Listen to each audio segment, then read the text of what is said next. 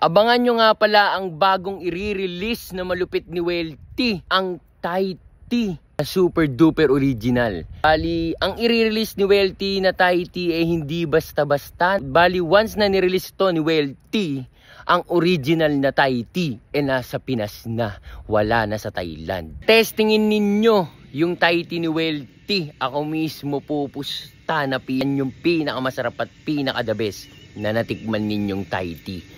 Only at Welty. Maniwala kayo. Ako na nagsasabi, si BDR na mismo. Pinaka the best ang Thai tea ni Welty. Pinaka original kasi talaga na Thai tea, meron talagang effort. Bali sa mga milk tea shop sa Pinas, effortless nila para mas mabilis talagang iserve. So si Welty, talagang gagawin talaga natin yung effort niyan. Preparation, presentation ng makikita ninyo para yung pinaka original na Thai tea ay magagawa natin sa Welty. Mas original pa yan kaysa sa Thailand.